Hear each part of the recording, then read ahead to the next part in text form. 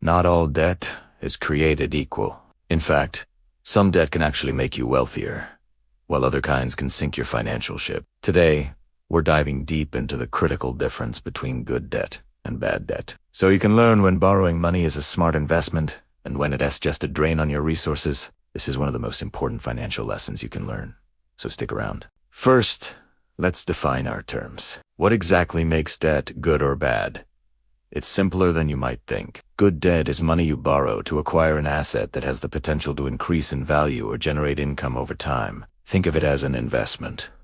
You're using someone else's money to build your own wealth. On the other hand, bad debt is money you borrow to buy things that lose value quickly and do you not generate any income. It's for consumption, not investment. Let's start with a star player of good debt: real estate. Taking out a mortgage to buy a home is often considered good debt. Why?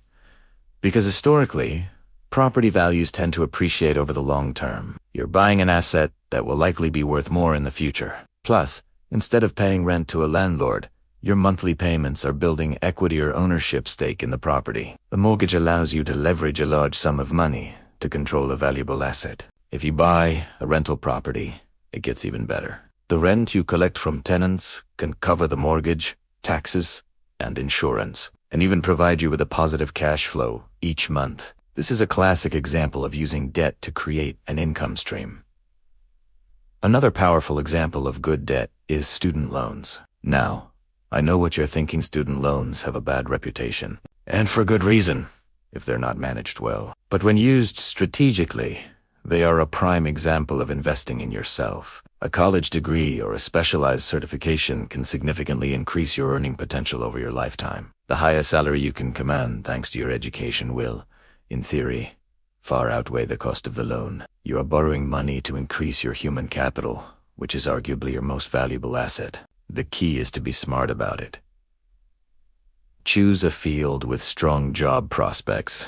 Avoid borrowing more than you absolutely need, and have a clear plan for repayment. Don't take on 6 figures of debt for a degree with limited career options. The return on investment must be there. Starting or expanding a business is another area where debt can be a powerful tool. Business loans allow entrepreneurs to purchase essential equipment, lease a workspace, hire employees, or invest in marketing. These are all things that can help the business grow and generate more revenue. A successful business can provide a return that far exceeds the interest on the loan. It's a calculated risk.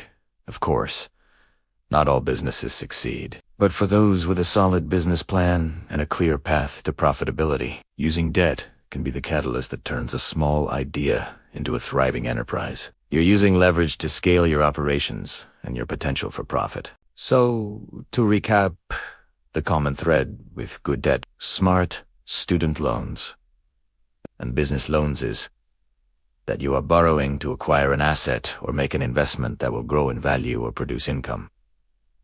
You're putting the money to work for you. Now, let's flip the coin and talk about bad debt. This is the stuff that gets people into financial trouble. The number one offender: high interest, credit card debt. When you use a credit card to buy things you can't afford right now, like designer clothes, expensive dinners, or the latest tech gadget, you're digging a financial hole. These items are consumables. They don't generate income, and they lose their value almost immediately. That new phone is worth less the second you open the box. The fancy meal is gone in an hour, but the debt remains, and with interest rates on credit cards often exceeding 20%, that debt can grow incredibly fast. You end up paying far more than the original price for something that is already gone or worthless. It's a wealth-destroying cycle. Another classic example of bad debt is a car loan. Yes, most of us need a car to get to work and live our lives. But from a purely financial perspective, a car is a depreciating asset.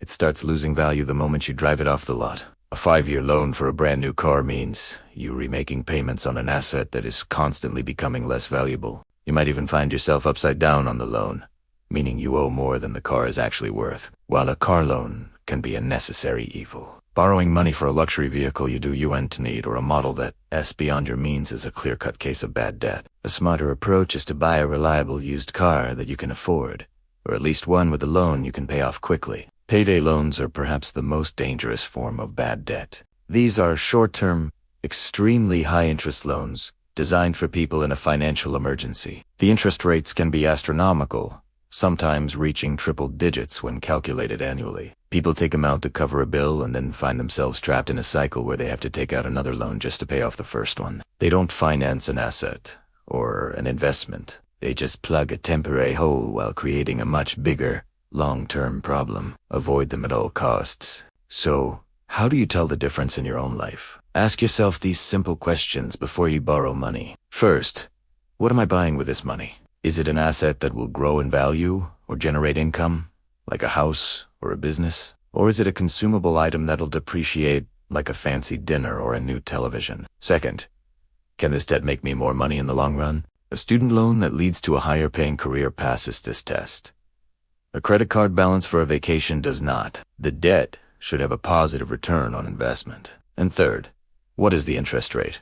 And can I comfortably afford the payments? Even good.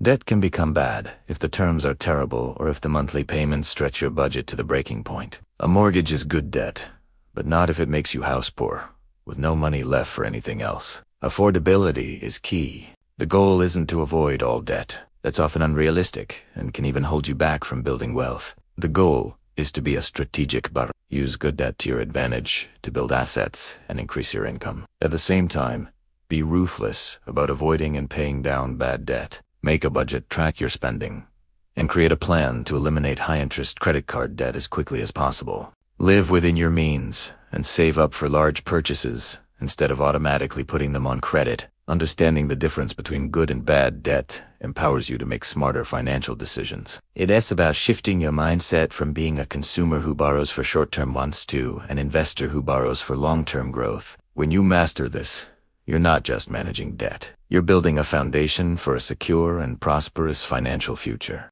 Thanks so much for watching.